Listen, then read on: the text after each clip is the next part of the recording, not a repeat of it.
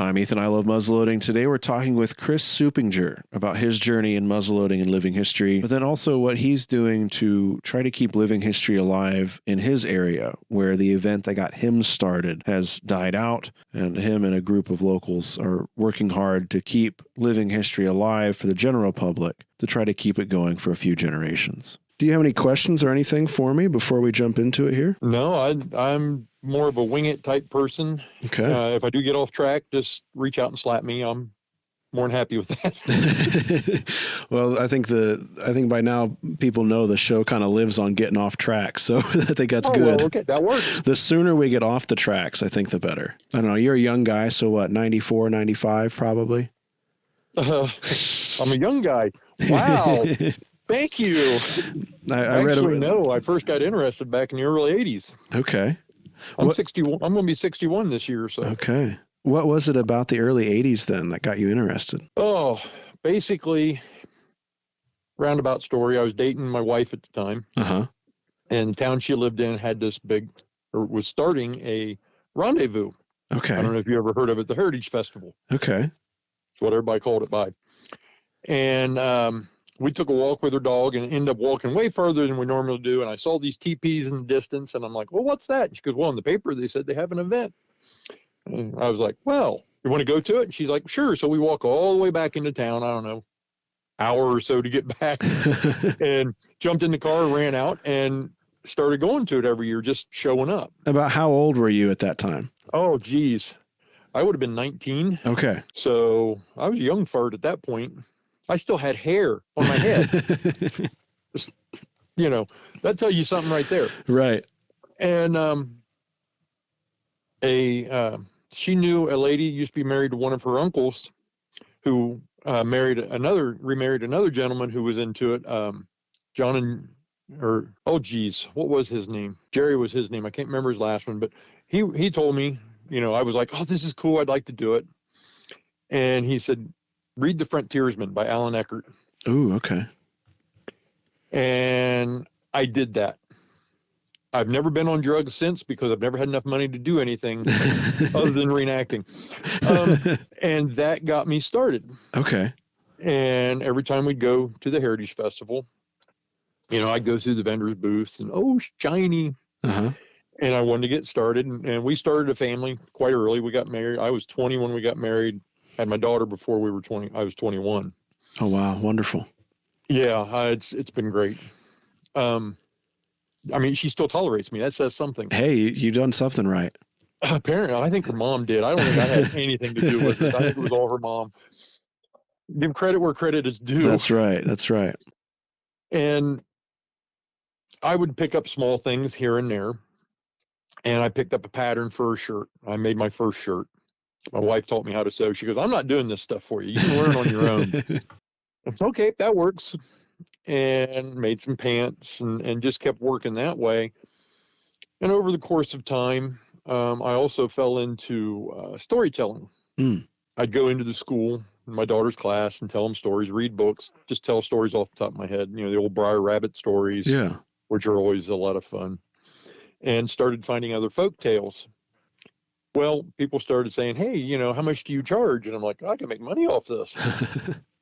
So I'd take that money instead of taking it out of the household budget and buy more stuff. Okay. And I got myself a little outfit together and just slowly was building up over the years. And I started going to a few camps here and there. That wasn't till, probably about 20 years ago. Like one time I went to Prickett's Fort for the School of the Long Hunter, which was pretty amazing. I think most of them since then have been on weekends I've had to work. Yeah. I'm going to be there this year. Oh, wonderful. Well, I'm not going to work. I'm always off. But I went there and learned more and kept building my persona. And about, it's been about 10 years now. My wife became very sick. And during her recovery, she had mentioned, she goes, well, we could do camping to help me get physical therapy and stuff back in when she was at the nursing home. And I said, that's great.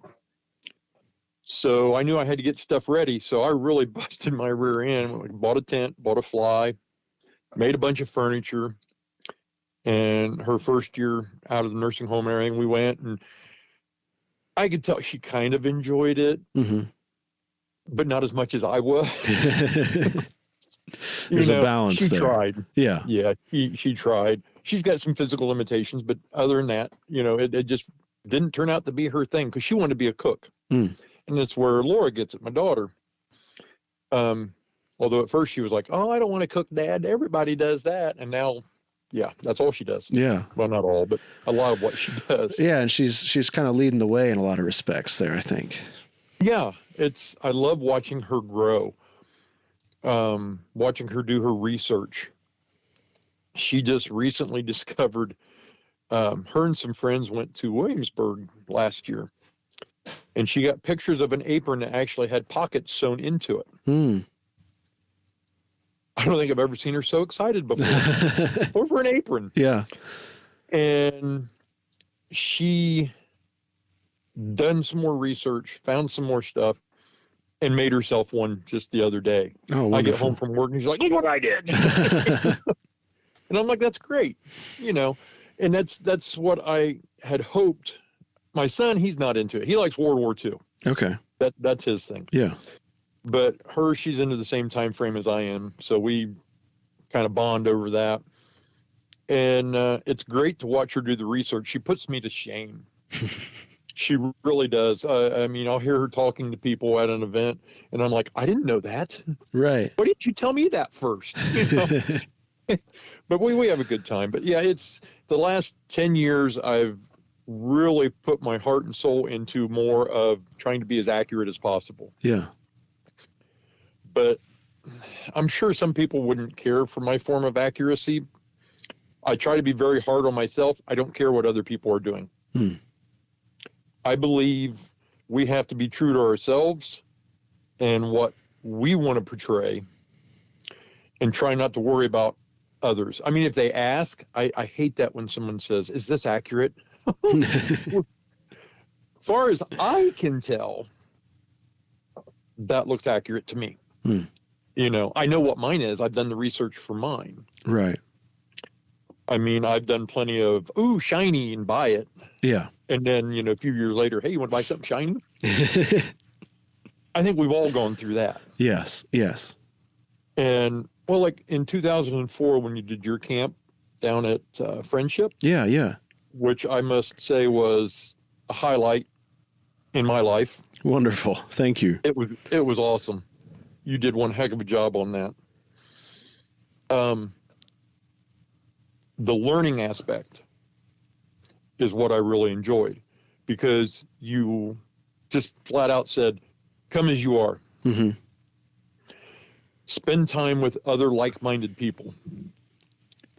And that meant a lot to me, to be able to spend time with such like-minded people. I've had a hard time in the area I'm in. There's not a lot of people that want to do it the way I want to do it. And which I don't understand, because to me, that's the whole idea of doing this, is try to be as accurate and as realistic as possible. I know there's limitations. Yeah. But for me, it was that striving, that goal to obtain. And it's great when you can do it, but it's also kind of disappointing when it's by yourself. Yeah. We need this community. I keep finding myself, as much fun as it is, this past year, I've been working a lot and with the family a lot, which I love, of course. But the filming aspect of it, where I've not been able to travel and see folks and kind of take the family out as much as we have in the past, I find myself missing that connection with people again. I'm sure. And there's been times where I've traveled a ton, and I'm kind of sick of traveling and I'm ready to be at home. But I'm certainly in that vein where it's fun to do it by yourself, but you can't beat that atmosphere when you're around other people who are all interested in this in some way or another. Yes, I agree wholeheartedly. We need that camaraderie. So walk me through a little bit there. Getting started in the 80s, and you've read The Frontiersman, and you're making your first set of clothes. What were you making at that point? I mean, you're not necessarily doing kind of Western fur trade rendezvous. So you're at the start then, are you into kind of the Eastern woodland end of things, or did you work your way to that? No, I'm very into the Eastern woodland thing. Okay. I mean, the Western mountain man thing is neat. Yeah. There's a lot of some cool impressions out there that I'm just flabbergasted with. But for me, I think about the same time I also picked up a muzzleloader magazine. Okay. And found the Walnut Crew, the Mark Bakers. Yeah. And I wanted that because to me that was different. That was something that hadn't been plumbed yet. Yeah. And I wanted to do that. I wanted something a little more challenging, I guess. I didn't realize it at the time. I just thought it was really cool. And especially after reading The Frontiersman, which was about the Trans-Appalachian area, that really sparked me to do that. And I went with the basic, I asked questions, got the basic shirt, what you think of as the drop-shouldered shirt. You'd have the puffy sleeves or the puffy little collar on it if you wanted. I kept mine very simple because that was the easiest thing to sew for me at the time. Right. I didn't realize I was onto the keep it simple, stupid type thing. Of, I like to portray middle class or lower middle class. Those are the people that I find very interesting because I think we've plowed through a lot of the stuff for the upper class, the Washingtons, the Jeffersons, which we all should try to know. Yeah. And there's people that have done a lot of stuff on the lower class, which is great because we don't want that forgotten either. We need the rag collectors and all of that. I felt kind of in the middle was left out. Okay. So I try to be as common as I can, as simple as I can. So I went with that simple shirt. Then I got a pattern for a pair of knee breeches. I still use those two patterns today when I make my stuff. Nice. Just because I like the way they look. I know how to do it. They work. They're proper cut. I have started switching over to French fly pants because that way I can do French and Indian and go up further. Because being an old stingy Irishman, I'm not going to give something up that I'm comfortable with. So I'm going to keep wearing these pants is what I'm going to do. Right. You're going to hold on to them. Yeah. So being my age and what I would represent back then, obviously somebody a lot older than what I am now, I would still be in that, I'm a curmudgeon now with the clothes I wear. I still pretty much dress the way I did in high school. Right. So why would I change that in my character when I'm reenacting? Does that make sense? Yeah. And that's I think a common theme, not in a bad way, but that's something that we see, or in the folks that I've talked to, and as I try to learn more, something that I see is people kind of, it's not necessarily that they're attached to it, but there's that function there to that, where, like you said, we've explored and I think in a lot of cases especially on the Eastern coasts, we see a lot of the portrayal of the higher class, and then kind of out here in the Midwest, we're seeing a little bit of that. We're seeing some high, but a lot more middle, lower class, where you're seeing that kind of holding on, like we see in a lot of paintings and documentation for the time. Like, yes, there were styles and fashion that rolled often, but you still definitely had people holding on to items and repairing things and keeping them going. I have one shirt that my wife and my daughter both hound me, get rid of it. It's nothing but patches. I said, but it's perfect right now. Yeah. You kind of get it to that point. Yeah. And then they go, well, maybe if you would have washed it. No, that takes all the fun stuff off of it. So yeah, I don't like my stuff clean. I like it a little grungy. So it has to be really bad for me to put it in the washing machine. It's so sad. I think, I got to stink like the high heaven, but right. I don't care. We're playing a part, and I think that's also part of it. Yeah. When the public comes around, they go, aren't you hot in that? Well, it's mind over matter. Mm-hmm. If you don't have a mind, it doesn't matter. So are you still participating in that original event that drew you to this? It actually closed down, I think 15, 20 years ago. Okay. It outgrew itself, and it kind of lost its DNA, which is sad. How so? The gentleman that first started it, he passed away. They tried to keep it going, and it was not only the rendezvous, but they also had a lot of craft booths and everything, which at that time that was really big in the 80s. Well, that kind of fell to the wayside, I think, late 90s, early 2000s. It seemed to, people were just going out and buying stuff instead of making it themselves. Yeah. But they started not having the crowds they used to, and they also started charging to come in because it was always a free event. And attendance started to drop, so they brought in like a climbing wall. They brought in a rodeo. They tried so hard. They started losing volunteers. Other things, people had families, they had to take their kids to sports, and yeah, it's hard to run an event, as you know, with doing Kalamazoo and doing that camp a couple of Novembers ago. Yeah. How hard it is to get people that you can count on to do this stuff. So yeah, it closed down. I am part of a group that is trying to get one going at the site. I don't know if you've ever heard of Johnson Farm and Indian Agency in Piqua, Ohio. Yes. Yeah. Okay. That's where the Heritage Festival was held. We're doing one. It's called Historic Fall Trade Fair at Fort Piqua. And last year was our best year. We were able to raise enough money to have it. We basically rented the grounds, so there was no fee to get in.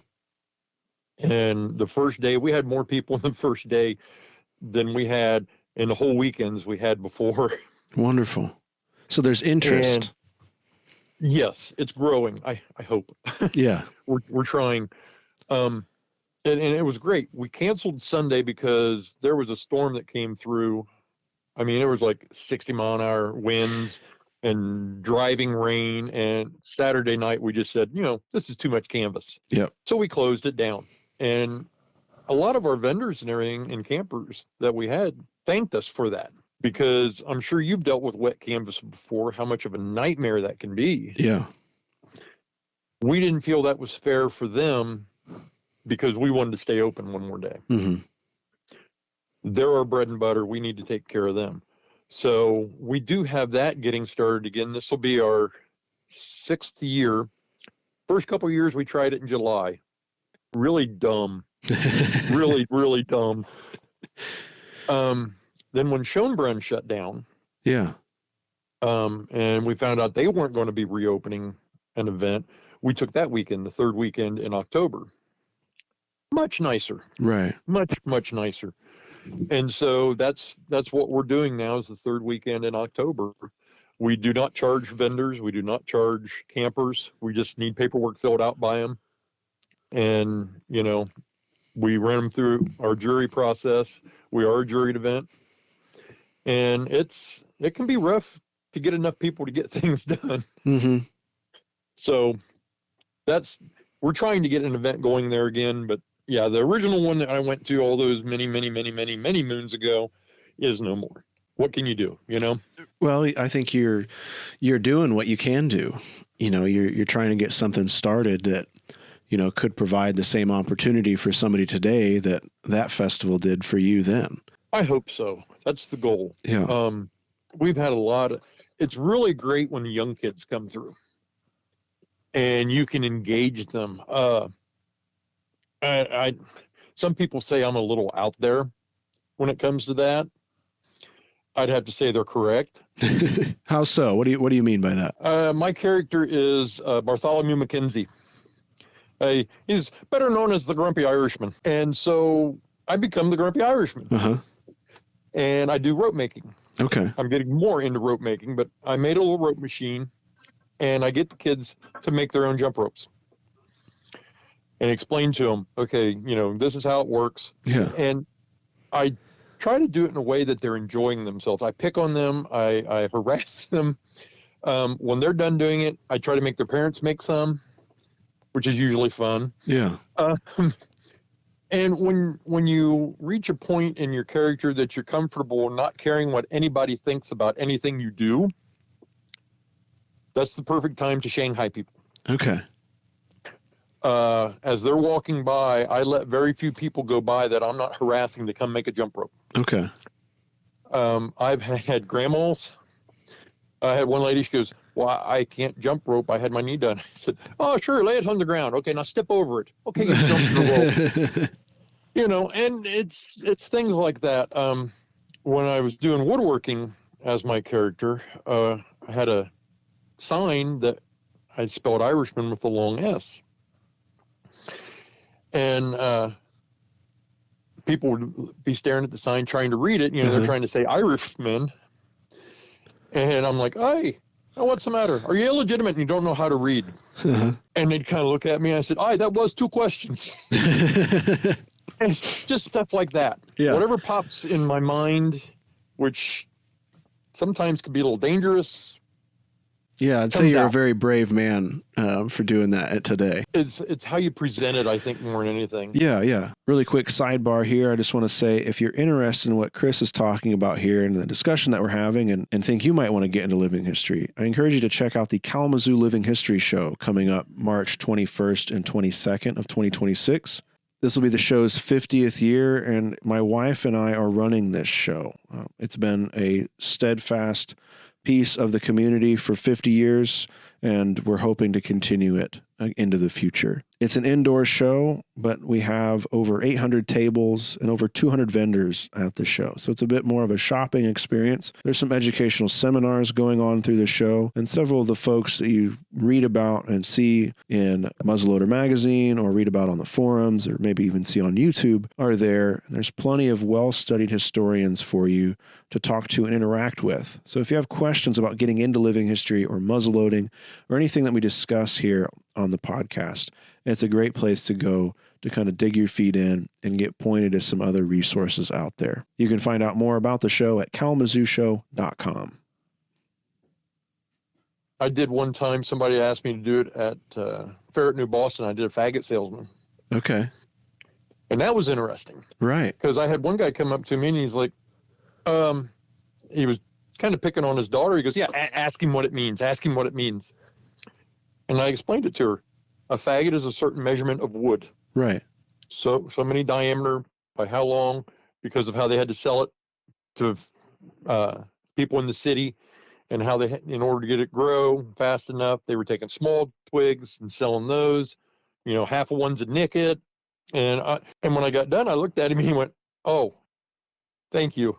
He goes, I'm glad you explained it that way. I'm like, you're welcome. Right. That's part of the game in my book is to educate. Yeah. I've always been big on reading. That was how I survived my childhood, is reading everything I get my hands on. I had an aunt before she passed away tell me, she goes, when you were little, you were just so full of questions. She goes, before I could even answer the first one, you were on the second or third one. I'm like, sorry. And she's like, no. She goes, you're still as curious now as you were back then. Right. And that's what I like being. I like being curious. I want to learn. I've got more books than I should. I mean, when my daughter looks at me one day and she goes, I can't wait to get my inheritance. I'm like, trying to put me in an early grave, huh? Right. You know where I work. You ain't getting no inheritance. She goes, no, I'm talking about all your books. Yeah, I'm scared now. Yeah, you're in good company. I'm sitting in a room of double stacked bookshelves. Oh, isn't it great? Well, the other day I was, it's a book I'm reading right now. It's got a long title, Huron, Kuron. And it was talking about, Laura's always looking for things about women. And it talked about at can't remember the fort, but that the women carried pistols with them when they had to do guard duty. And that's not something that you hear a lot about. No. Of the women helping, unfortunately. I mean, you find little bits and pieces. Yeah. But so many people go, no, women can't do that. Right. They weren't part of it. It's like, bull crap, you wouldn't be here if they weren't part of it. Yeah. There's I think I don't know, like, as information, I think, has become more accessible in the last 20 years, last 25 years now, I think we've gotten a lot of things kind of figured out, and that allows us to dig deeper and get into more of these things. And as more information gets more accessible, I think we're able to find more bits and pieces like that. Yes.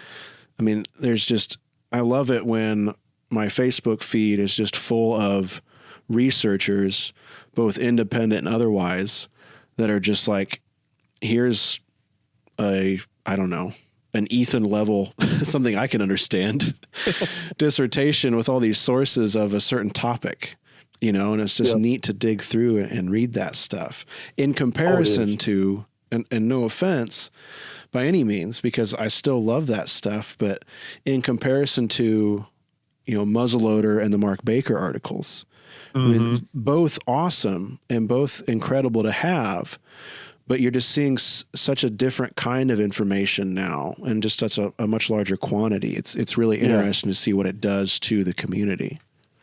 Well, thankfully to digitalization, and I think a little bit to COVID, all the museums started putting more and more of their stuff online. Mm-hmm. So you're finding more of those little tidbits here and there that you couldn't find before. You either got it from the magazine or you found the original books. Yeah. Withers and all the ones that wrote it down, Cresswell. Yes. And everything, which is, they're great sources because these are the guys that were there. That's what I try to always go back to, is those, and try to learn as much as I can from them that I can use. I'm like you. I still got my mark, Sons of the Trackless Forest. I've got like 30 some years of muzzleloaders sitting here. Yeah. That you still find things in it. Dale Payne. I don't know if you ever seen any of his books. That sounds familiar. He went through the Draper papers. Oh, okay. And extracted anything that he thought would be of interest to people like us, and put them in books and different series of books. And it's just all firsthand accounts. And the thing that I like to tell people in those, I found that they would take their powder measure and use it as a whistle by blowing across the top of it like a Coke bottle. Okay. I'd never seen that before. No, me neither. And I was just fascinated. There was like 3 or 4 references to it. One of them, a lady was kidnapped by the natives, and she'd been living in the village for a while, and she was out working in a field, and she heard a whistle, and she knew it was her brother-in-law's powder measure. And she ran towards it into the woods, and he was waiting there on a horse for her, threw her up on a horse, and they got away. Huh. So how often did they do this if she could recognize his whistle over somebody else's? Right. Yeah. As just a kind of nonchalant signaling out on the sticks. Yep. That's fascinating. I've never heard that before. Yeah. I'll try to find the references to it and send it to you. Yeah. Our books always look like a pack of sticky notes that exploded everywhere. So I got to dig through all those. But yeah, it's pretty neat to find something that nobody else has found yet. Well, not that nobody has, but that you hadn't known of yet. That's the treasure chest. Yeah. In all this, to me. So yeah, those are the things that just I live for. Totally. And just doing whatever I can. I like making my own stuff. I'm kind of one of those jack of all trades, master of none. Yeah. But it sounds like you've been like that since you started in this. I have. I'm cheap. I'm Irish. It can't be helped. And it's just a good way to do it, because then you have that skill set later on. Is it perfect? No. Could I sell my stuff to somebody? No. I wouldn't do that, but I can get by. Something I used to work part-time at a park district near here, and they had a little pioneer type festival, and we had a small camp, and there were a bunch of guys there that I thought were just, they knew everything. They know a lot, don't get me wrong. Yeah. But every time I camped with them, they had a lot of modern stuff. I'm like, guys, why are we doing it? Well, I can't get by without my Cheetos. Okay, whatever. Yeah. I'm going to worry about my camp. Mm-hmm. Well, I was in charge of setting up the games. And one thing I did is I chopped some honeysuckle and made a figure 4 deadfall trap. And as part of the challenge, I gave them 1 minute to look at it. They couldn't touch it. They couldn't budge it, nothing. And then I kicked it down. I said, okay, that's the first task you have to do. You have to set up a working figure 4 trap. Oh, cool. None of them knew how to do it. They're all sitting here scratching. I mean, they figured it out somewhat, or there's a couple of them just went, screw it, I'll take a penalty. Right. We're going to bypass and this. I said, but if you run out of traps or you lose everything and you need to survive and you need to eat something, how are you going to catch it? Mm-hmm. They would have known how to do this. That's a skill I have. Am I great at it? I'm okay. I've caught mice. You start small, get big. Yeah, they're kind of a nugget, you know. Yeah. I'm not going to go with some of these people who are catching bears with them. No, Right. no, I don't think so. But I got an idea how to do it. Mm-hmm. I know how to brain tan. I've done that. I can do some blacksmithing. I have some equipment, know how to do basics of that. Some woodworking, period woodworking. I know how to do some of that. Enough to get me in trouble, if nothing else. Right.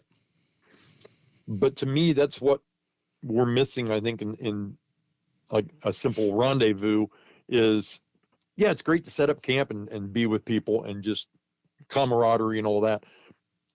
But what have we learned? I want to have that learning aspect. Is that what drew you to School of the Long Hunter and Prickett's Fort initially? Oh, yes, most definitely. The first time I heard about it, the park I worked for actually paid for me to go to it, which was great. Oh, wow. Yeah. And I know Mark Baker was there, Charlie Brown. He was doing brain tanning. That's what made me do brain tanning. Oh, wow. Watching him. That would have been incredible. Oh, it was great. Matt Ann Bailey. Yeah. Oh, yeah. Zan Lerner. Yeah. I can't remember who else was there. But, oh, my gosh, it was just, it was out of this world for me. Watching these guys do these skills and talk about these things that they have learned to do that nobody does anymore other than this hobby.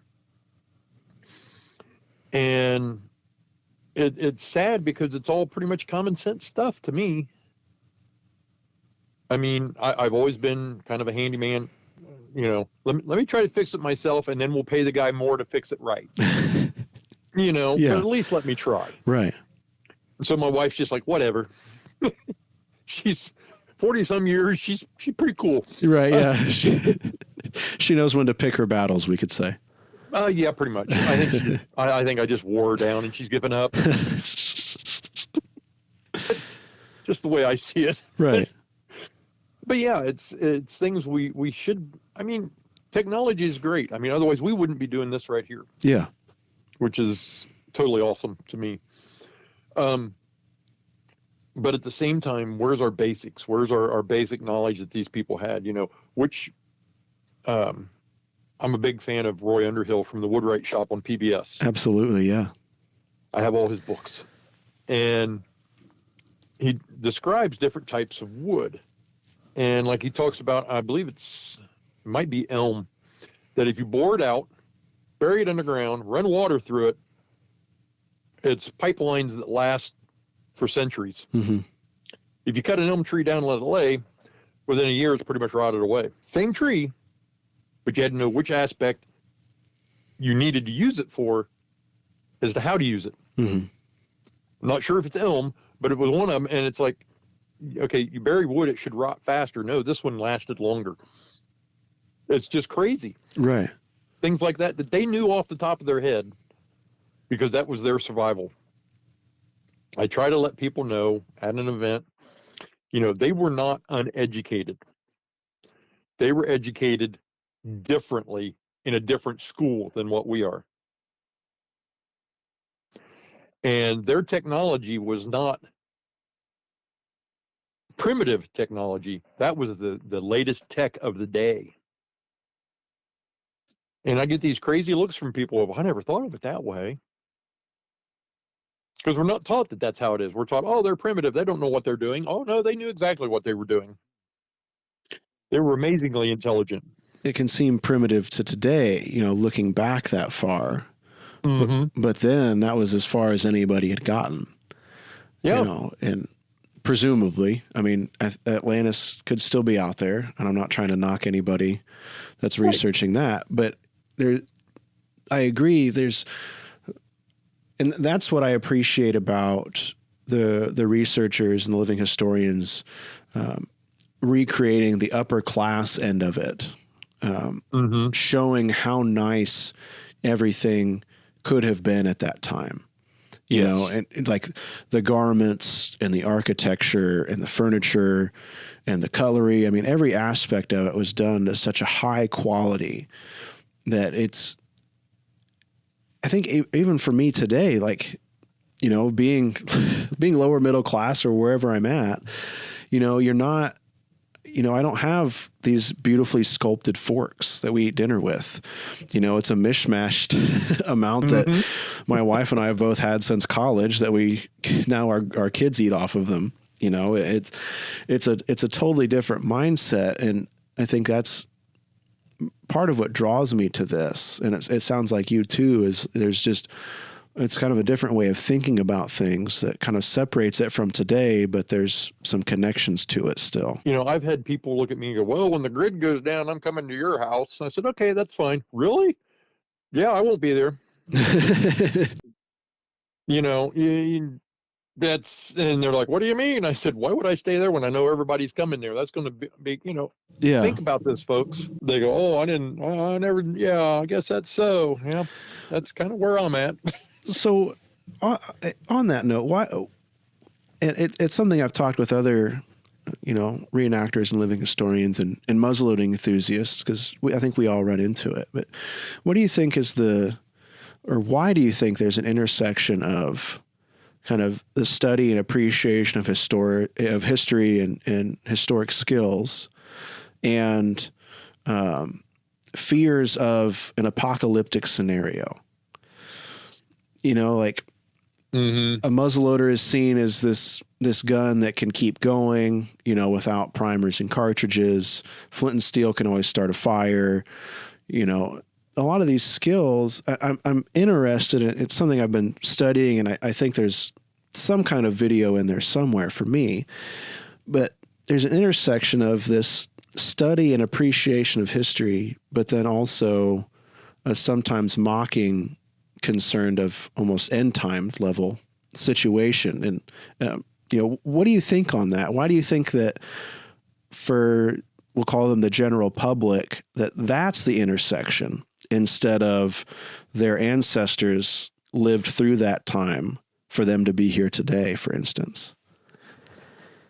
I think it's more of to me, a breeding of fear. People are afraid of the unknown, and we know a lot of stuff today. We have our phones. We can look up. We have access to all the information that we know of that's been around in the world, as far as anybody knows to this point, at the palm of our hand. Mm-hmm.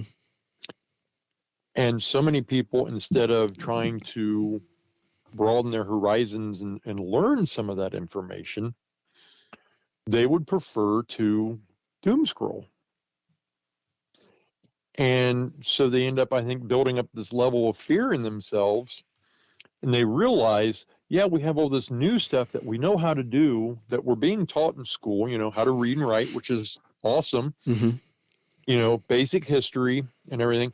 But I think once we get out of, we leave high school or we leave college, so many people, it's all I've done is learn stuff I don't want to do anymore. Why not? Keep learning. They have a fear of that when all this stuff that is doing everything for us, our phones, refrigeration, electricity, gas, motor cars, nobody knows anymore hardly how to get by without that. Mm. And so in their mind, I think they equate to, well, back to when they used to get by without it, this is what they did. So that's where I think the juxtaposition between the two come, of the fear of the end times and what we do as reenactors, because they see that through Hollywood and everything, that's when they knew how to get by. That's when they knew the right information. Right. No, they just knew different information. Yeah. And so I think so many people just tend to panic, and it's like, well, here's some books you can read and learn. Nah, I ain't got time for that. Yeah. Okay. I've got the whole set of Foxfire books. They lived differently back then, back in the early 30s, Oh, yeah. 1930s and stuff. It's a lot closer to me than it is to you, I know. But, but there's a lot of information in there. You want to make a still? Go there. They tell you how to do it. Right. You want to make your own whiskey? Guess what? Hogshead cheese? Sure. Come on in. It's good information to have. Yeah. And people like you and me and my daughter and other people in reenacting, I prefer books over, not video books, ebooks and stuff. I mean, I read them, don't get me wrong. Yeah. But I love the smell of a page, and I love flipping pages. That's just me. But I've got that information when I need it. Mm-hmm. And it's right there. I don't have to plug it in. I don't have to wait on it to charge. It's right there. And like I said, I'm definitely not a master of any craft. I know enough to get in trouble. Could I get by? I like to think I could. Would I? I don't know. Yeah. That's the honest answer. I don't know. I have an idea what to do. Could I? Hopefully.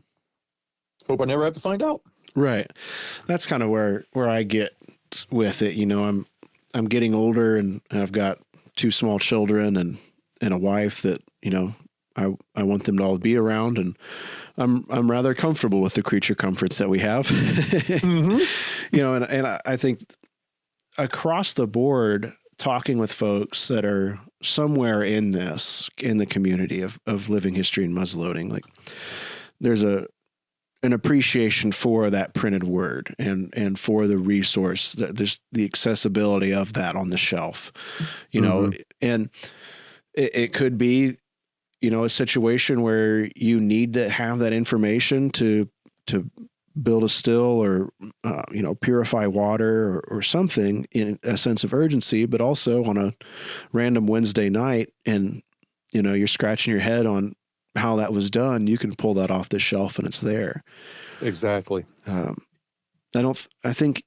I hope, I guess I should say, the last 20 years have proven that books aren't really going anywhere. There's been quite a bit of a shift, I think, on that, but I think they're still going strong. And, judging by the bookstore that's next door to the coffee shop, there's still a lot of books moving through the system, Good. I remember when they first said, print books are going out of style. I'm like, no. Yeah. Yeah. I think, again, that was quite a bit of fear being stoked there. It was unknown at the time. Yeah. And that's what we fear the most, is the unknown. Mm-hmm. Well, that and speaking in front of people. Yes. But you learn to get over that real easy. Walk me through a little bit of being into this, going through the 90s with Last the Mohicans and the Patriot, kind of igniting, what a lot of people call kind of a second wave or a third wave coming after the bicentennial. You were involved and into it during that time period. What was that like, going into it, through it, and then out of it? Well, my family was young then, like yours. Yeah. My wife wanted to stay home with the kids, so she did. We were single income. Mm-hmm. I couldn't do a whole lot. I came up towards the late end of the 90s with a tarp, so I could do a diamond fly, but then I couldn't find anybody that wanted to do it. But I think you saw a big shift go from, how do I want to say this? I don't want to hurt anybody's feelings, of that's close enough, we can use it, to here's my documentation. Okay. I think that's the period where people started saying, we could do better, and started trying to actually strive to do better, and definitely shifted more back to the east of the Mississippi type mentality. Mm-hmm. I mean, you still had the Western rendezvous. They kind of died back, not so much of the leather and the fringe. I think, Mark Baker was a huge, what's the word I want? His influence was a lot of that. Okay. Because he showed how you could do the research and find this stuff out, how you could find things that are more implied than anything else. Nobody wrote down how to use a flint and steel, but we all figured it out. Mm-hmm. And that time frame, I think, was people doing that, figuring it out. More stuff was being put into print about it. The computer started coming about. You started getting a little bit more access that way.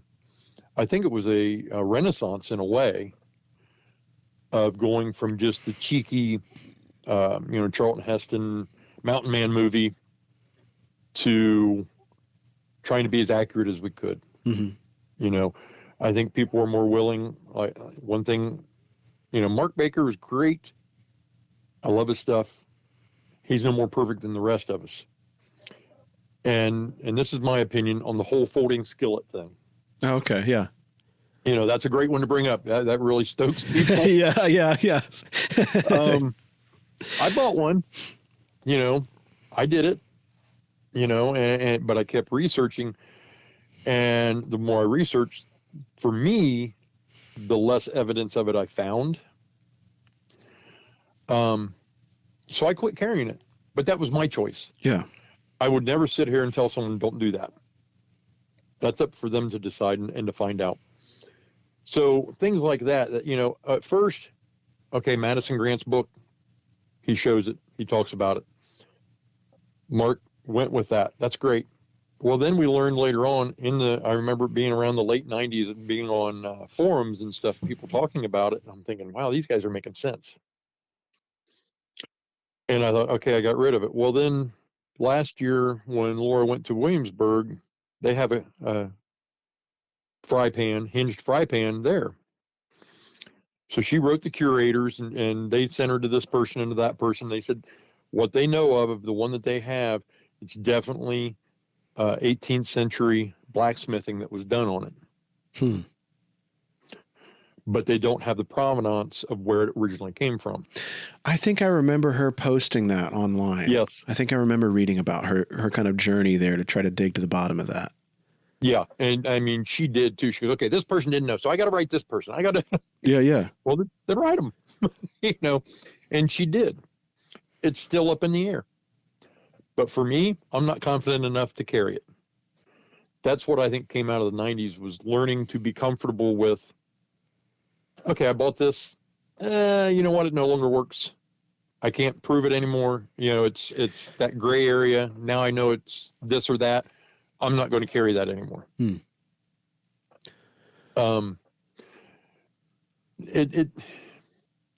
was weird. The 80s, it got really huge, the Mountain Man thing. And then, like you said, it waned. And then it got big again.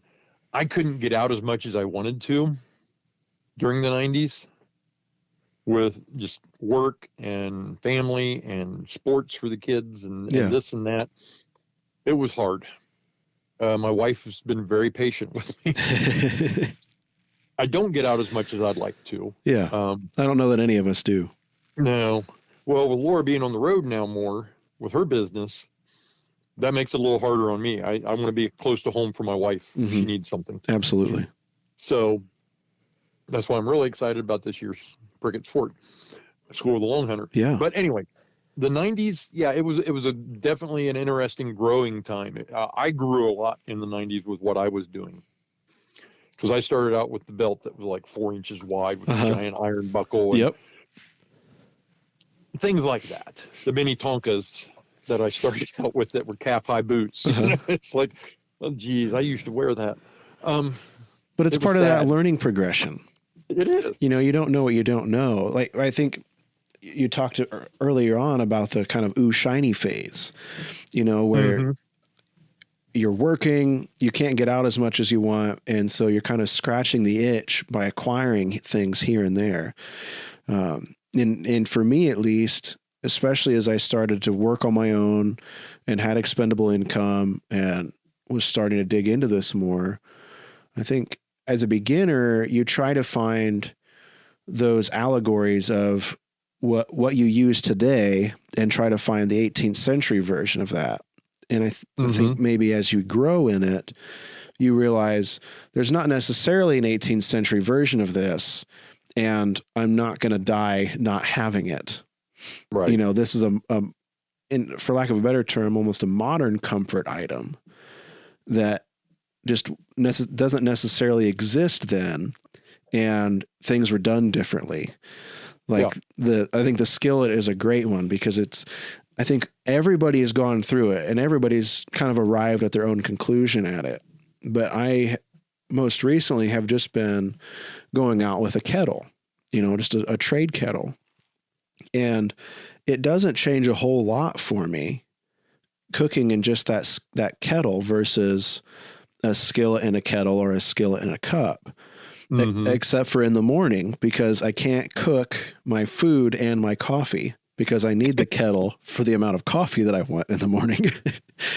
And so I have to make sure I start my coffee earlier so that by the time I can get all the coffee out of there, I can start cooking, that I'm not too hungry, that I'm grumpy. Makes perfect sense. You know, but there's that kind of stuff that I think you go through in that progression. Like, I think it'd be interesting to find somebody out there who is interested in this and almost like separate them as a case study from the culture and just feed them, you know, one data set. You know, say you wanted to feed them just primary documentation. What would happen when they went to an event and were like picking things out for their first set of gear? Like, how much would that change that process?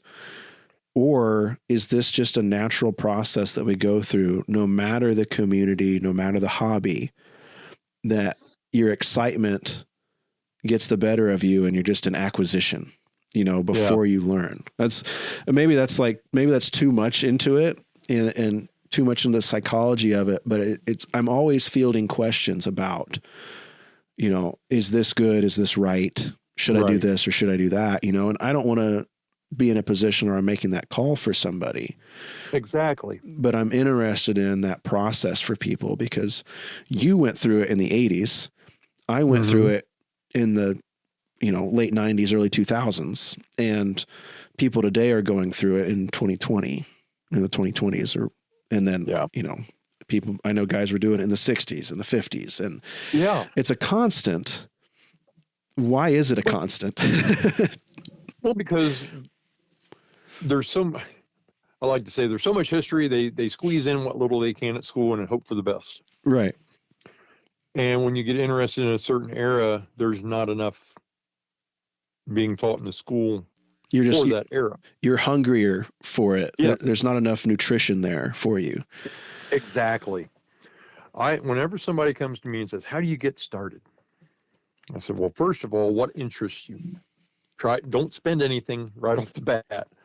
Go to a couple events. Here's where, you know, reenactorschedule.org. You know, find some things around, go talk to the people, get an idea of what century you want. You know, there's people that do the Roman Legion. There's people that do World War II, Korea. Find that thing that just lights you up and start small. Get some basic clothes for an everyday guy. You know, a common, you know, in our era, common shirt, pair of breeches or trousers, whether they're front fall or French fly. Go barefoot if you can stand it. Just wear a pair of brown shoes and nothing else. And keep going and asking questions and then start doing your research. It's hard to do that first, but you're right. I like the idea of seeing if you give them all the information first, where would they track? What would they go after first? You know, I never had a decent rifle until probably 8 years ago. Really? I mean, yeah. I mean, I went for years coveting all these rifles everybody's got. You know, Yeah. it's like, Oh, yeah. I can't afford that. Yeah. And my wife was kind enough to gift me a kit right before she got sick. And I had a buddy of mine put it together for me, named Lee Wise. And I'm really glad I never attempted it because the job he did on it, I just absolutely love. Yeah. One of the first times I went to use it, I broke it. It was at camp at his house. I slipped in the wet grass, dropped it, snapped the wrist in two. Oh. Yeah. I go back to camp. I can't shoot. He's like, let's go up to the workshop. Go shoot. He's drilling holes, running screws. I'm like, oh my gosh, what are you doing to this thing? Right. He patched it, put a piece of antique copper on it with antique nail. I mean, it just added to the gun. Yeah. Oh, yeah. And he did such a marvelous job. And so, you know, for years I've read about how to shoot, what to shoot, and all that. Never got a chance to shoot. Now I can. That woods walk at your camp was the first time I ever done one. And that was just a thrill to me. Good.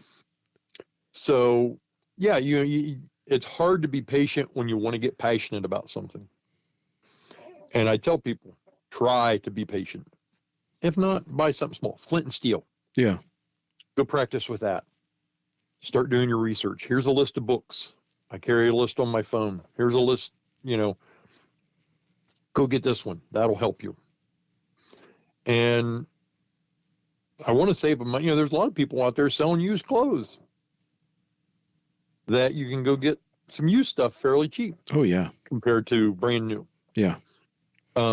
Samson Historical, their stuff is real nice. I like their, you know, I have had a couple of their Weskets, but you don't put wool in the dryer, I've come to find out. Oh, no. Yeah. So another friend of mine now owns that one. He's a little skinny thing.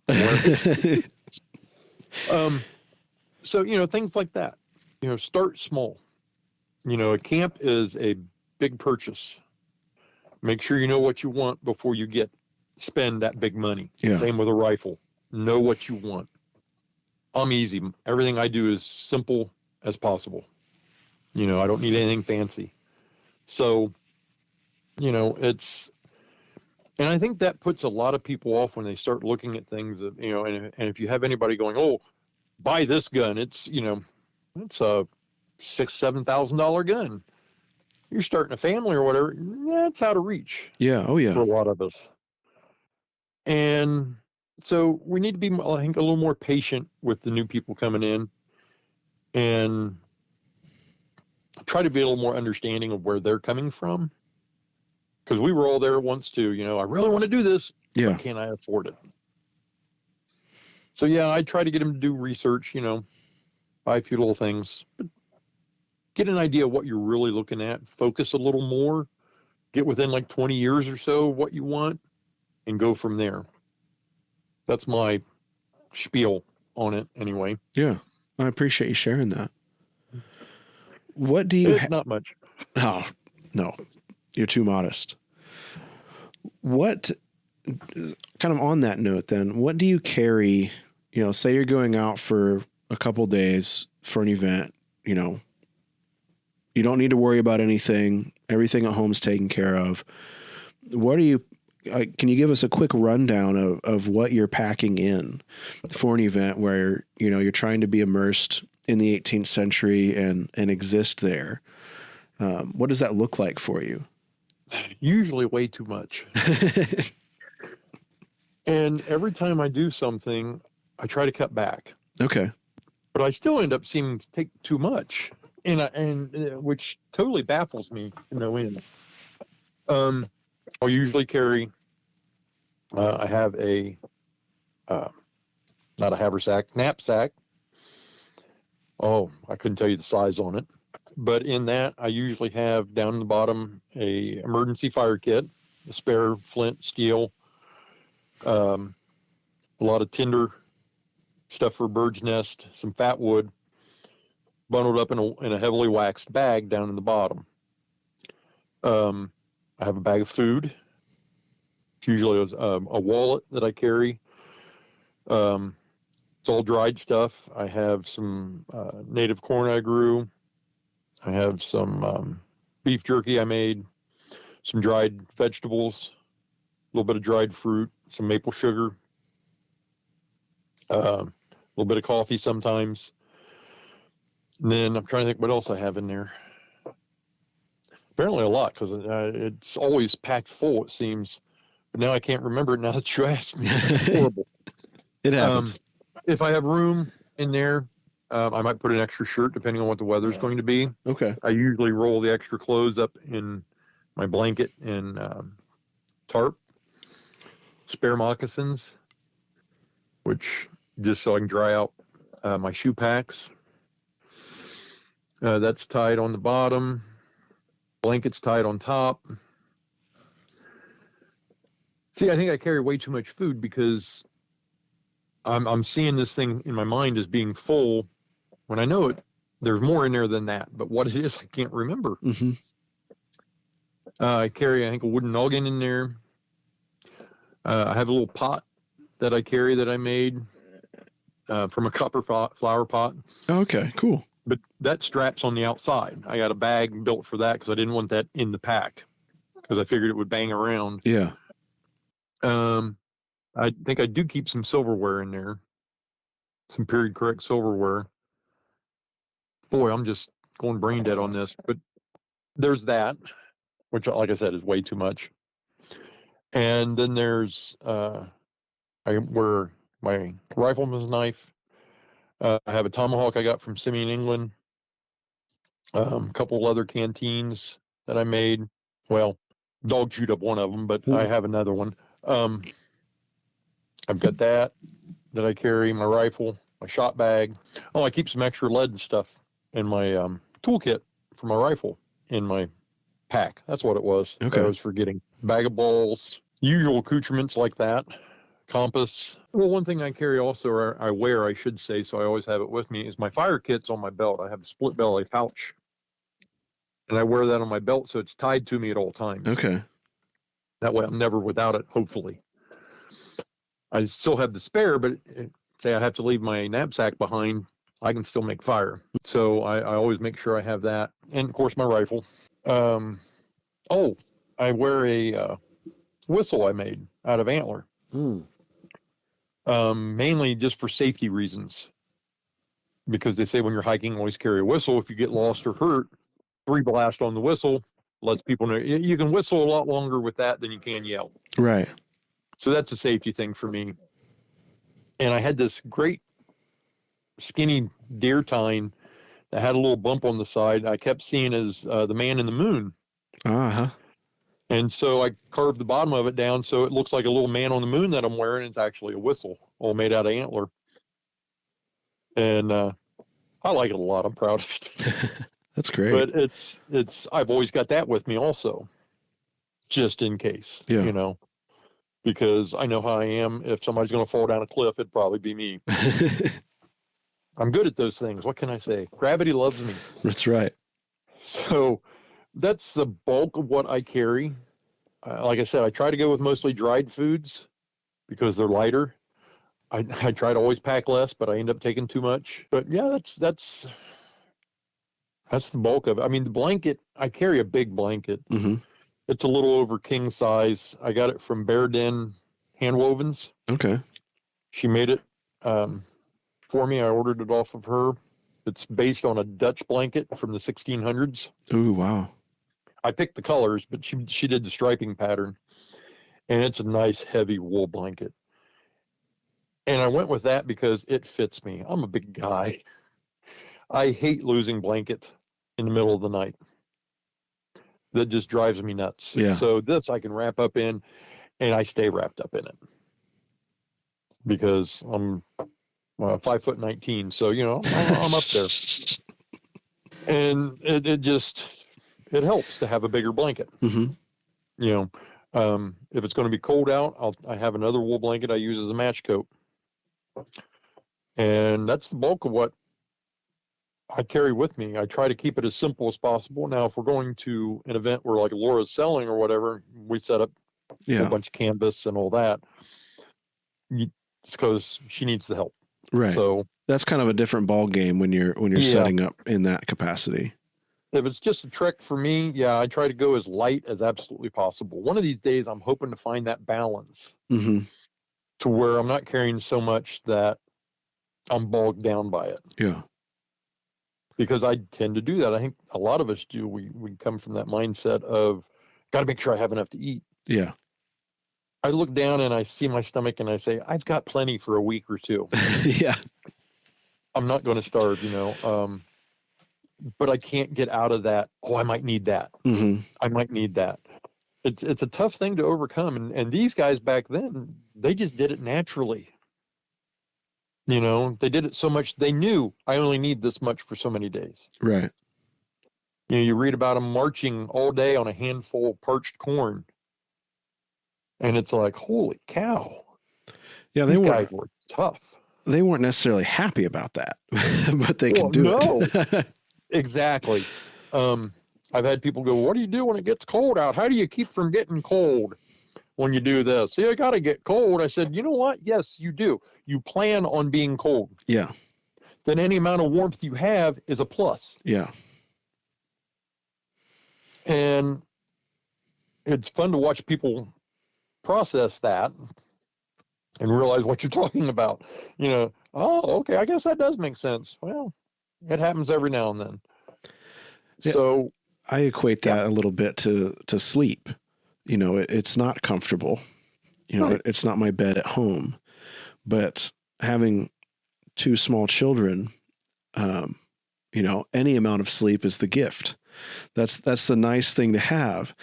And it, I don't know. I look at things as a lot of them are connected, and I feel like we make the connections we need to when we need to for whatever reason. But like you said, yeah, you're going to be cold. You're not sleeping in a Gore-Tex sleeping bag in a thermally insulated tent with a heater running. But that's okay. Right. When I get up and I work 12-hour days, 6 days a week, but I know that's what I have to do. And that's what we're doing. And just like you said, these guys were, in instances were marching all day on a handful of parched corn. It's what they had to do. And it wasn't plush comfort. It was very hard. And, anybody that lived through these eras that we enjoy studying, we should never discount any of them for their existence, I think. But the alternative for me is, what is constant comfort? Is it sitting on my rear end, planting roots in the couch, getting a constant dopamine drip from a couple screens? Like that's not, right. No, don't get me wrong. I think we all do some dopamine scrolling at the end of the day. But, yeah. There's a lot of life there that, we're here because of people's willingness to persevere through it. And there's a lot of things I want to do, and most of them don't involve that, doing nothing, I suppose. Right. And I think that's where a lot of the strong connection comes for me and a lot of the people that I talk to in this, where the discomfort isn't just for the sake of being uncomfortable, but it's not necessarily even a challenge either, but there's an acceptance there that you're acknowledging it. And, it sounds a little cheesy, but that kind of stuff really changed a lot of my outlook on life as a young adult. Definitely working through things and realizing, you're not going to make a ton of money if we're doing nothing, right. If it isn't work, it isn't worth it is something I've kind of grown up with. But all of this just kind of molds together for me, at least. Does it for you? Am I just rambling like an insane person here, or does it does that make sense? You're very sane, very, very sane. It makes perfect sense. You know, so for me, some of this is that challenge of what can I put my body through? Yeah. You know, I read what they did. I mean, you know, it's supposed to drop off here next week or so around this area of 0-degree temperatures and stuff. And every time that happens, I like to step outside and go, could I survive this? You know, these guys were out in half-base shelters running trap lines in it. They didn't have a thermometer going, oh, it's 0 degrees with a -20 wind chill. Yeah. It was just, it's cold. I got my job to do. And they would go do it. Could I do that the way they did? I don't know. And so this is kind of my way of challenging myself to a certain extent of, and I guess making myself feel better that I think I could go out and do it. Mm-hmm. Maybe not in these temperatures coming up. I mean, the lowest I've done is 18 degrees, and that was, yikes. It starts to get a little hairy when you start getting that. Yeah. I built my fire way too far away. Right. You want that fire on you. Yes. Big mistake. But I didn't die. Yeah. You know, my daughter asked me, well, what about this? Anybody die? Well, no. Well, then we're good. You know, you're not filling out paperwork at the end of the day. You're golden. Yeah. You know, it's a chance to challenge myself to see what can I do. You know, we all like to think, oh yeah, I'd be fine at it. It'd be great. Not a problem. Right. Then you get into it. And if you go into it with that attitude, I think then there will be a problem, or there could be. Whereas if you're going into it going, you know, this is really going to kind of suck, but I'm going to do it anyway. Yeah. You know, we're going to come out on the other side. Yeah, we're all going to live. Well, the hike that we took with you down at your camp. Yeah. I thought I was going to die. I should have gone much slower. I realize that now. No, I'm glad you didn't. It was a good learning experience for me of what do I need to get in shape for? Right. But I'll be darned if I was going to be left behind. Yeah. I was not going to be left behind. Now, you did pick the lowest branches to duck under. I was not accounting for your height, Chris. Yeah, I noticed. I think I slowed everybody up because of that. But my gosh, it was still great. Another learning experience. As long as I'm learning while I'm doing this, to me, that's the goal. Learning. And I think when you stop learning, you stop living. That's my opinion. Is that learning something that you've observed, you know, from the 80s to now in this community, you think? That one I don't know. Okay. For myself, any type of learning is learning. Whether I'm watching somebody do something and going, wow, I never thought of that before.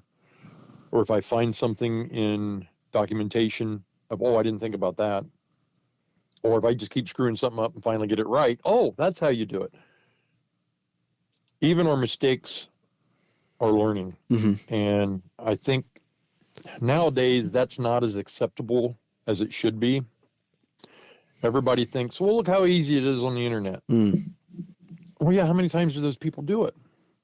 You don't see that part. Yeah. And so people get discouraged if they can't do it right away. I've made some ugly metal stuff in the forge. It's like, yeah, I wouldn't buy that, but you know what? I want to use it. It's workable. Mm. I try to think of everything that I do is, yes, I'd like to be really artistic, and I'm learning to do more things like that.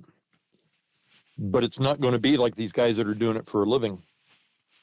And I accept that. Mm-hmm. I accept mine for what it is. If I was on the frontier and I needed this, can I make it? And if I can, I do it. It's like those knives that you commented on the other day that I ground out of a corn knife. I'm really tickled with how they turned out. Oh, yeah, those were great. And it was something I've been wanting to do for quite some time. I've been hoarding these corn knives for like 5 years. And it's like, I'm just going to do it. And I did, and I'm happy with it. I got what I wanted out of it. So now I have another knife, which we never have enough. No. And I love some of the stuff, like the Herschel House stuff, the Woodbury School of knives and everything. I'm like, wow, those are absolutely gorgeous. No way I could make that. I know that. But I'm going to make what I think is close to that and carry that, and I'm going to be proud of that. Yeah. We need to do that, give ourselves a little more grace, I think, that they were making stuff as they needed. I'm sure you've looked at Madison Grant's homespun knives. I think that's what it's called. Yes. You got to admit, some of them's pretty ugly. Yep. But somebody made that because they didn't care how it looked. They just needed a knife. Mm-hmm. And I think we forget that sometimes. I know, I think we all judge each other a little bit that, well, if you don't have so-and-so's knife, you don't have a knife. Right. Yeah. That's kind of the entrance of, consumerist culture. Yes. With an artistic culture that we have. And I think with my age, I've overcome that somewhat. Mm-hmm. I just don't give a rat's patootie. Yeah. I wear what I want. I make what I want. I carry what I want. I like having stuff from friends, like that bag of yours that I won. That's awesome. Laura loves it. Good. I kind of wish I wouldn't have given it to her now. Shared custody. You can make that work. Yeah. That's neat to do. It's neat to support an artist. They need that support. But if you can't, don't feel bad because you found a file and ground it down with a cheap angle grinder from Harbor Freight and made yourself a knife that you want to carry. Yeah. That's cool that you did that. You now have a skill that nobody can take away from you now. When you learn it, that's my thing. When I learn a new skill, it may not be perfect, but I've got that skill now that can't be taken away. And I think we need to try to learn more skills in the hobby like that to be a little more self-sufficient. But that's see, now I'm rambling on like an insane person. No. I think that's just my viewpoint. Yeah. It gets complicated, because it does. It's a community, and there's monetary budgets and there's time budgets. Mm-hmm. And then there are families and businesses that depend on, purchasing of things, but there's the encouragement of self-sufficiency and making things. And somewhere in the middle, I think there's a balance there. Yes. But it also balances with that time budget and that desire for experience. And I think that's something we're seeing articulated more and more, is that desire for experience, to try something out and give something a go. Like I've harped on it a lot, is you've got a generation now, and we're probably getting close to 2 generations now, that didn't have shop class. Oh yeah. And maybe had an art class of some kind where they were making something. But in contrast with that, have the internet, and not just forums as like the medium of a forum, but just forum in general, where anybody can give you their opinion about something that you've made unsolicited. Mm-hmm. Yeah. And that can be crushing. Not every comment I get is kind by any means. Well, by golly, you let me know who they are. I'll take care of it. Right. No, but there's that. I think that's an important combination that I'm seeing, at least, is you have a limited experience with less than ideal production from somebody trying something new, and what can be a pretty harsh critique of something that you're also not prepared for. I mean, my first jobs out of school were as a production artist, and when something just wasn't good enough, it just wasn't good enough, and you went back to your board and you did it again until it was right. And, so that's kind of my life experience has given me an acceptance and a resistance to that. But there are a lot of people out there who haven't been through that. Yeah. And it can make that end of things tough. And like you said, there's a popularity, and just like names of brands go over well, in modern culture, names of makers can have that effect as well, and builders and artists, and not necessarily, the artist or the maker's wishes, but culturally those things kind of snowball, I think. Mm-hmm. And I can't blame the artist. I mean, let's face it. If art was easy, everybody'd be doing it. If all this stuff was easy, everybody would be building rifles. Yeah. But it's not. It takes a certain skill and mentality and art to do this. And when you're able to do it and do it well enough that people are clamoring for your product, that's great. Yeah. Your Deadhead dolls, those are so freaking cool. I look at those and go, why didn't I think of that? But I look at them and wow, that's some talent right there. I'm sure you have a lot less time for that now. Yeah. But keep at it. Thank you. Because that is amazing. I've got your stickers. I got one on the back of my phone, actually, of the Lone Hunter that I just absolutely love. I look at that and I think I want to do that. I want to be that, Yeah. That's an inspiration for me. So the art aspect of it is needed to inspire those of us that may not be able to do that. And it's helpful to boost people up. The fact you're doing podcasts with the busy schedule that you have already. Raising a family, that's hard. I understand 12-hour days. I've done that for 40 some years. Yeah. It hasn't been 6 days a week always. Yeah. Unless I'm working overtime. I'm hoping that it's not for me as well, but we'll get there. You'll get there. You guys are doing a great job. You should be proud of yourselves. Well, thank you, Chris. Thank you. So hang in there. But the art aspect, these guys that are doing it, they deserve the money they get for what they're making.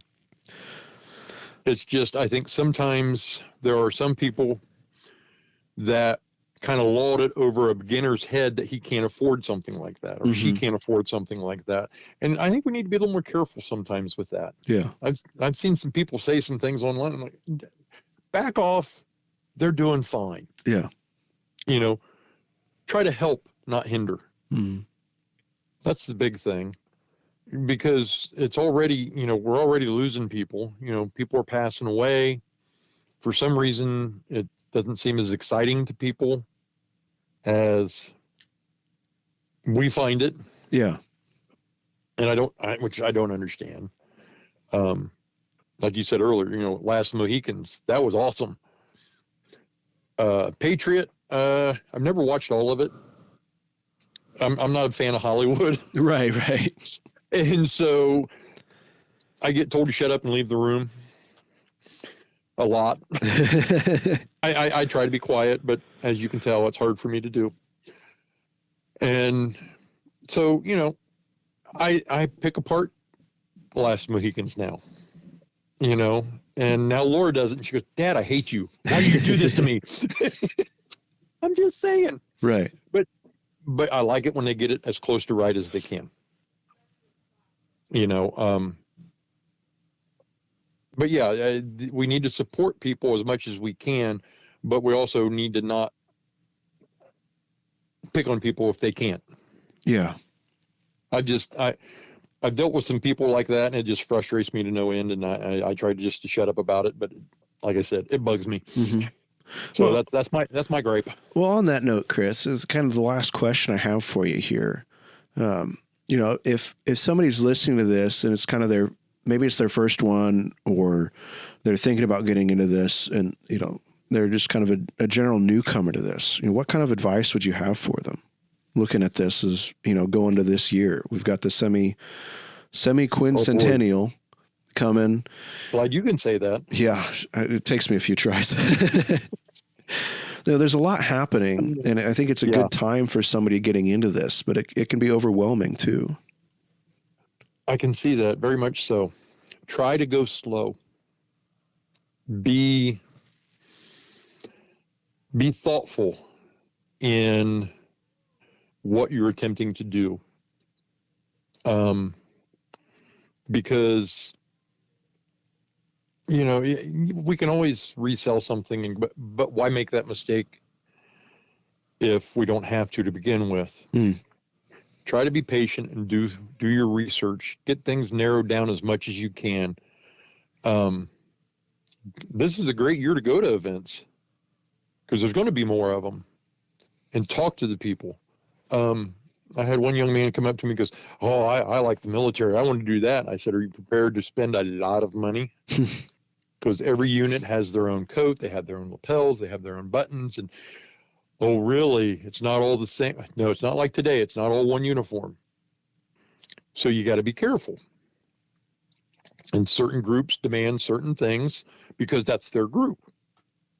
And you have to be mindful of that also. If you want to be part of that group, great, go for it. That's not for me. I'm too scatterbrained for what these guys do in the military. I mean, I'm impressed with what they do. Oh, absolutely. Oh, it's not for me. I agree. It's not for me as well. Be patient with yourself. Pace yourself. That's the hardest thing to do because of the shiny factor, but you'll be happy if you do, because then you can enjoy it more and get what you will continue to enjoy down the road. Not just for a short moment and go, okay, that's not right for me. I got to get rid of it now. Kind of look long-term, if at all possible. Does that make sense? Yeah, absolutely. Absolutely it does. It scares me when it makes sense to me, coming out of me. So right. That's kind of my thing on it. Go out to the events, take your time, be patient. I definitely hope to see you down the road because we need more people. The young gentleman that was at your camp, what was his name? His dad was there. They just finished his rifle. That was so great to see him there. And I loved the fact that all these guys, when it came time to award prizes, I already got one of those. Oh, hey, you go pick something you want. Yeah. He walked away with a treasure trove. Yeah. I think he was awesome. Just about Vincent there. He was about kitted out. Yeah. That's somebody that I bet has the bug for life. Yeah, I hope so.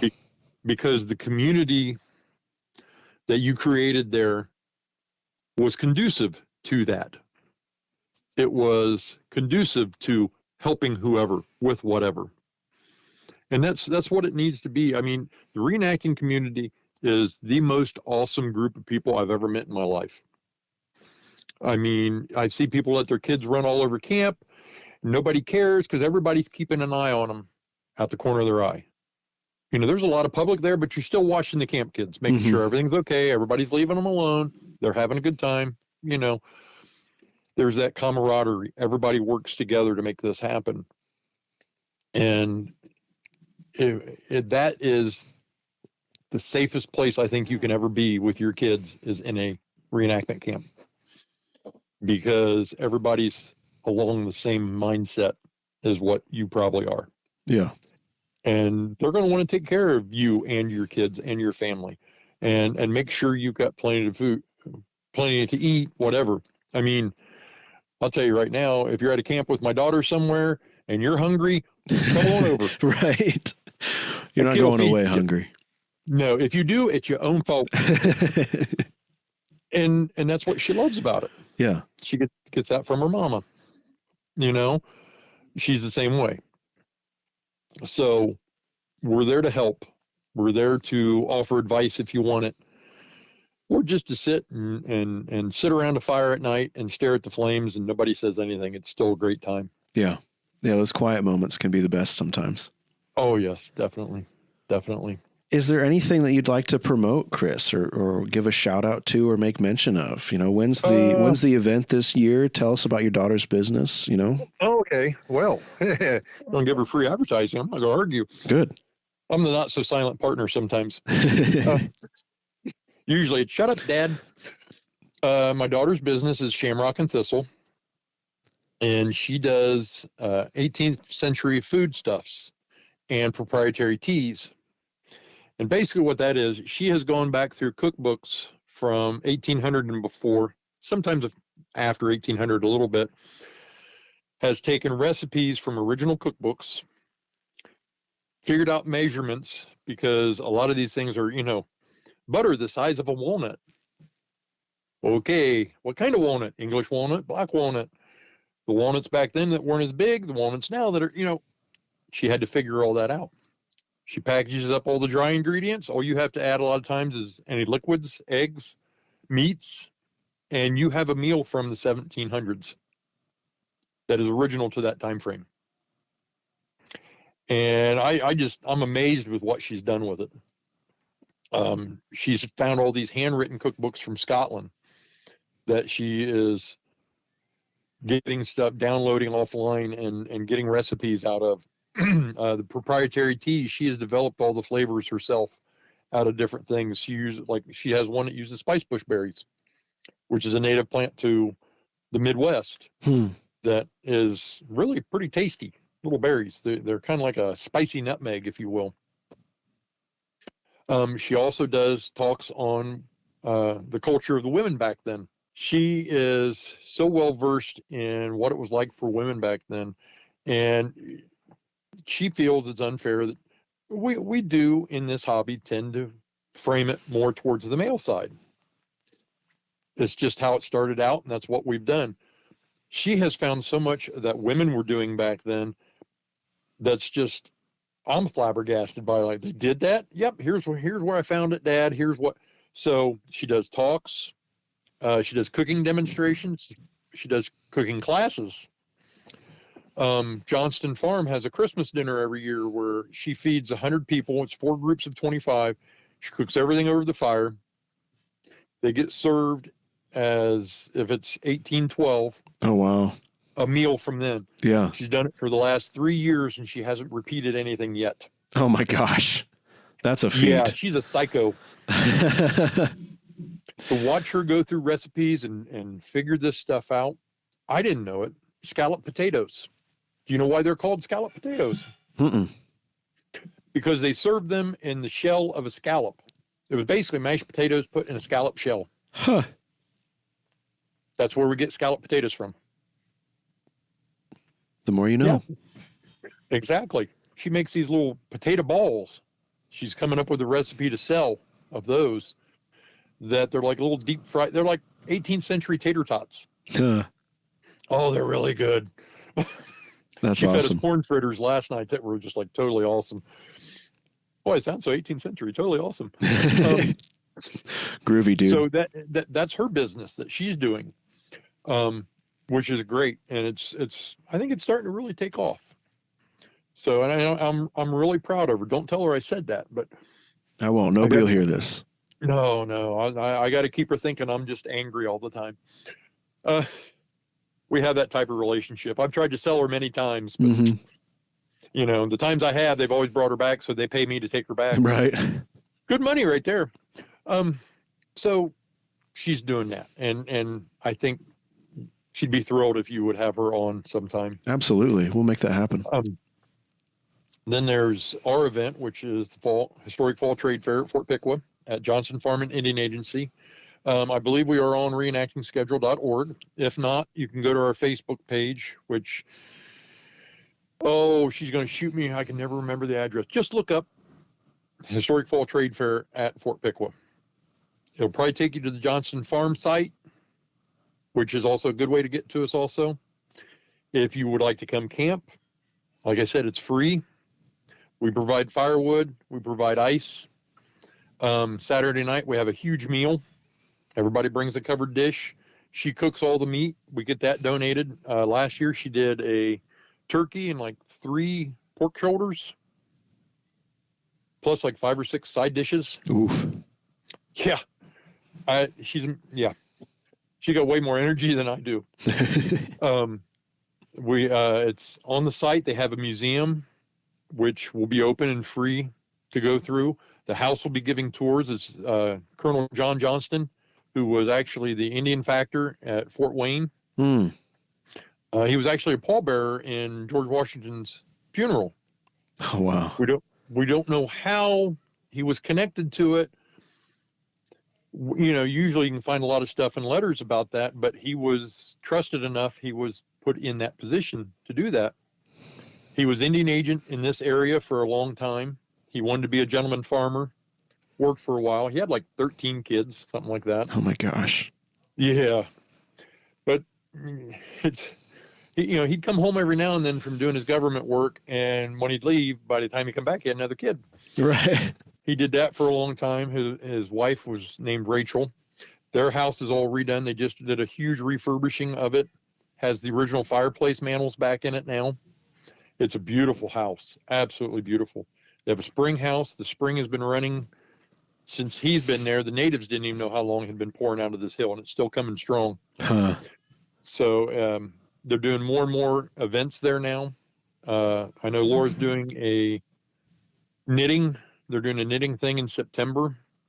I can't remember the name of it. We're doing a Father's Day Gary thing where she's going to be making cheese. I'm going to be there demonstrating rifles and all that and just talking to people. But our event is 2 days, Saturday and Sunday. We have that big meal, usually church service Sunday morning. Public comes in. We want people to interact, teach, be with them. Jarbots are there with their museums. They have oxen out in the barn. We have the largest still standing log barn in Ohio. Oh, wow. Oh, it's beautiful. I go in there and see these big logs and I just start drooling. It's like, I want one. Right. You know, but we have a gentleman that volunteers. We call him Farmer Jim. He has been bringing in heritage breeds of different animals. We have sheep now. He brings goats, chickens, geese, all that. Kids can feed some of them, pet some of them, hold some of them. If we have enough rain this year, which we're really hoping, they have a working canal boat. Oh, wow. Because they have an original section of the Miami-Erie Canal that runs right behind the museum and the house. That's cool. And you can take rides on it, and it's pulled by the mules that live there. That's oh, slick. yeah, it's something. They do charge extra for that. Oh, yeah. Because that helps pay for the mules. Yep. But, yeah, if you ever get a chance to come, you definitely got to take kids on that. They'd get such a kick out of that. Because there's all kinds of wildlife, you know, in that canal section, turtles and frogs and fish. And there's a nesting pair of bald eagles down there along the canal. I've seen heron down there like you wouldn't believe. It's really beautiful. But that's a lot of the stuff we offer. All kinds of crafts. We have kids crafts that they can come and do for free. So come on out and see us, and you know, I can teach you how to make a jump rope or any other type of rope you might need. A lot of husband holders. You know, the wives like that. That's a good way to put it. Thank you so much, Chris. I think. Oh, you're welcome. I really appreciate you taking the time out of your afternoon here to talk with me and answer my weird questions. Oh, I didn't find them weird at all. I feel like I rambled. No, not at all. It was perfect. You did great, like I knew you would. I'd like to thank Chris again for taking time out of his day to speak with me on the podcast. I really enjoy the conversation, and I'm really looking forward to sharing a fire with him again when both of our lives get a little less busy. That's all I've got for you. We're busy getting ready for the Kalamazoo Living History show here in my house. We've been mailing confirmation letters and fielding questions from vendors and artists and craftspeople that are going to be there.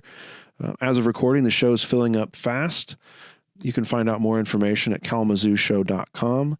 I'm not sure if by the time you listen to this, we'll have any available table space for vendors, artists, or craftspeople, but you can reach out to our email, kalamazooLivingHistoryShow@gmail.com, if you have any interest. When the show does fill up, we maintain a wait list and contact people based on when we receive their application or their interest to be on the wait list to make sure that we can work through it as quickly and as functionally as possible. But you can come out. It's a show open to the public, March 21st and 22nd. I think The 21st on Saturday, we're open 9 to 5.